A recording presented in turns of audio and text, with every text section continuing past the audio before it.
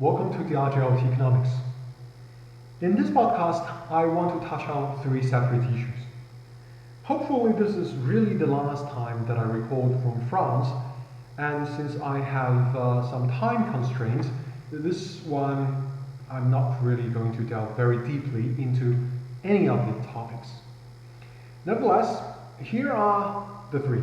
First, I want to talk about Europe's divorce from Russia.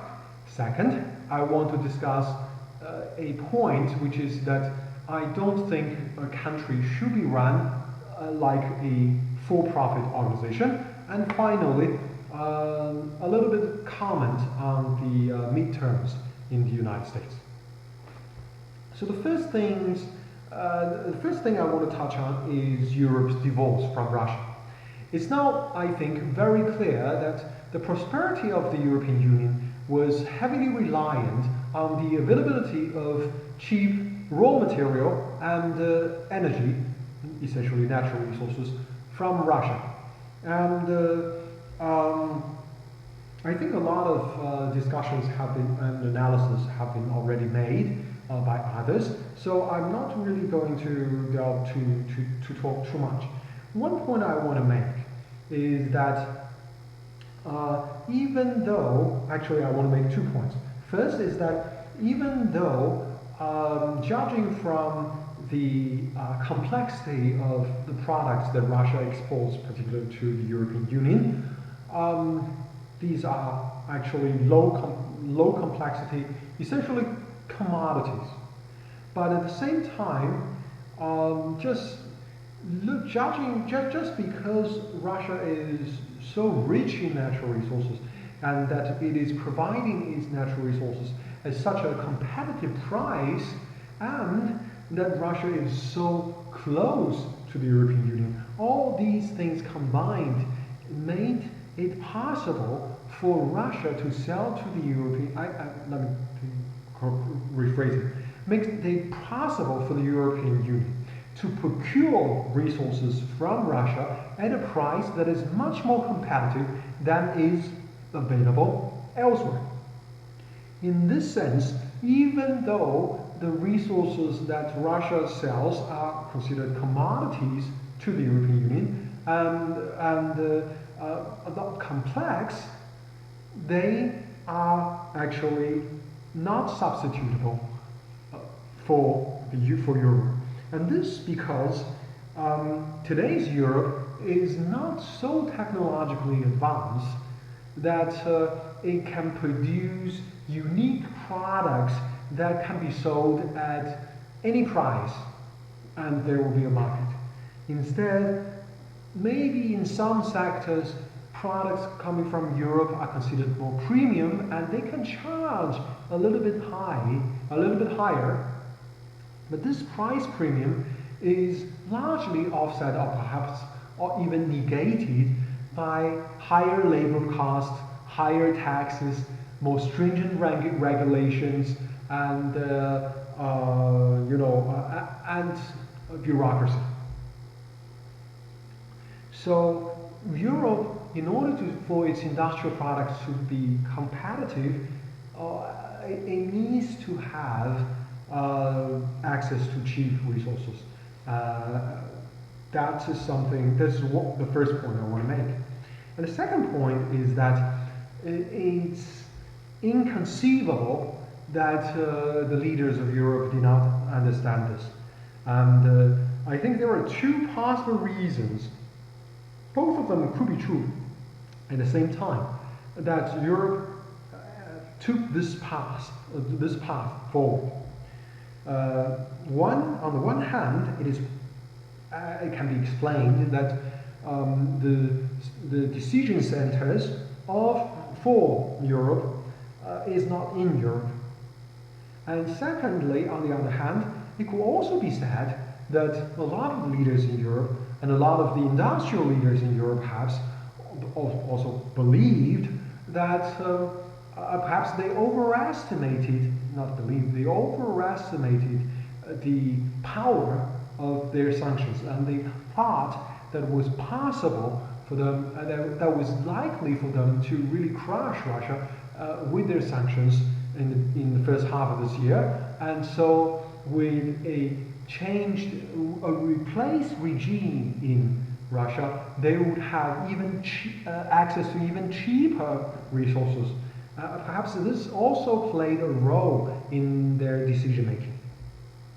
The second point I want to touch on is basically the argument. I want to argue that actually you should not, for a country to be successful, its government should not run the country like a for-profit organization.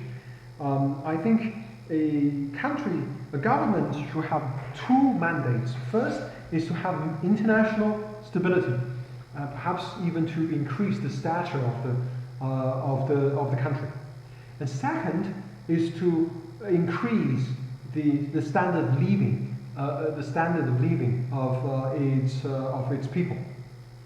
And this is quite different than running a profit, or perhaps to have a tremendous growth in the stock market, in asset market, in financial markets, or in GDP, etc.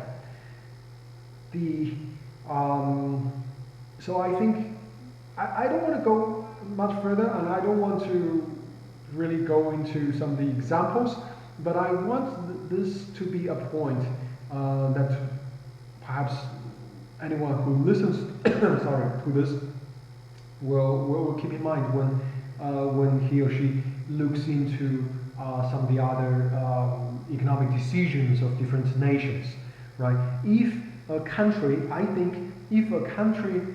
as policymakers, makes its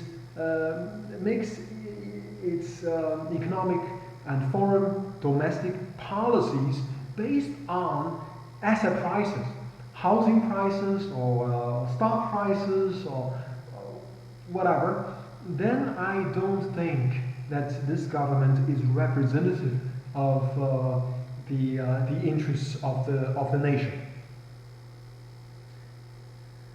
Finally, let's go on to the midterm elections in the United States.